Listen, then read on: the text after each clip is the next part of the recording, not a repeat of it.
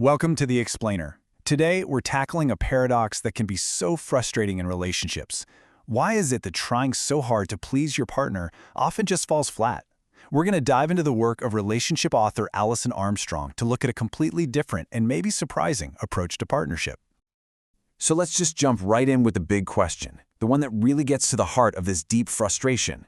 You're doing everything you can think of, right? You're tracking his preferences, you're trying to make everything just perfect for him, but it just doesn't seem to land. What's going on? Why isn't it working? Well, according to Armstrong, the answer is kind of shocking. The problem isn't in how you're doing it, it's in what you're trying to do in the first place. The whole goal of pleasing a man is actually fundamentally misaligned with what makes him feel valued and connected. You're basically aiming for the wrong target entirely. So let's unpack what she calls this pleasing paradox. See, that instinct to please is powerful, especially for women. Armstrong argues it's a kind of survival wiring, a constant monitoring for any sign of displeasure to make sure you're connected and safe. But here's the paradox. That really powerful instinct often leads to incredibly weak results. Okay, this slide really lays out the disconnect perfectly. On the left, you see pleasing.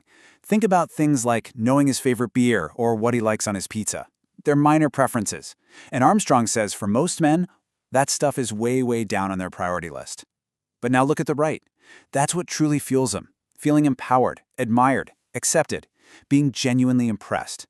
It's a completely different language of value. So why? Why is there such a huge disconnect here? Well, Armstrong traces it all the way back to these really fundamental, almost opposing survival instincts that literally shape our realities. It all boils down to the difference between her need for safety and his drive for security. And this is a game changer. For women, safety is a feeling. It's this constant background hum of, are we connected? Are we okay? Am I cared for? It's not based on facts. For men, it's about security. And that is all about facts. It's an assessment. Do I have the resources, the track record of success, the respect? It's kind of like one is a feeling and the other is a spreadsheet. And that difference changes absolutely everything.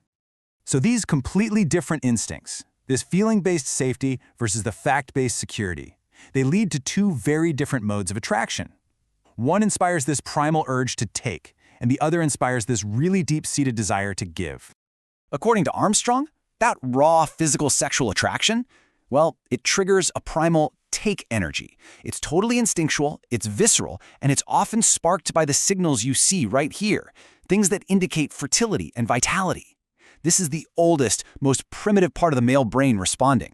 But, and this is a huge but, the desire to give, to provide, to protect, to really contribute to her life, that is sparked by something else entirely.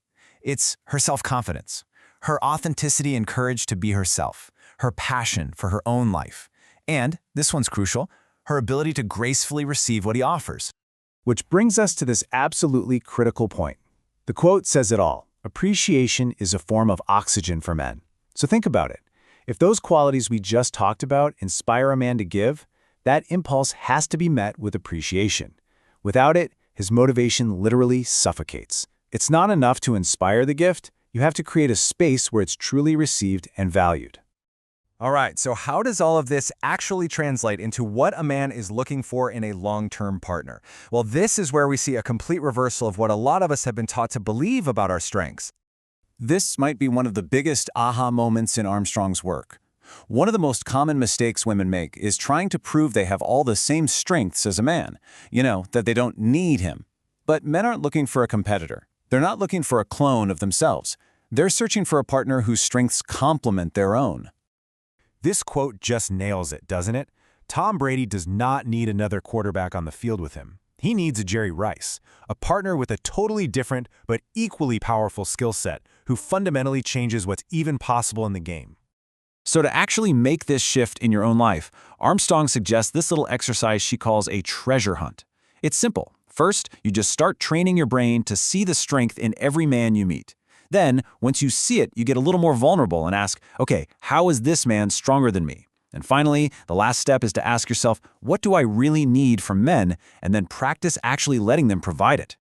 So when you start putting all these pieces together, moving away from pleasing and towards impressing, from taking to giving, from competing to complementing, what you get is an entirely new paradigm for partnership.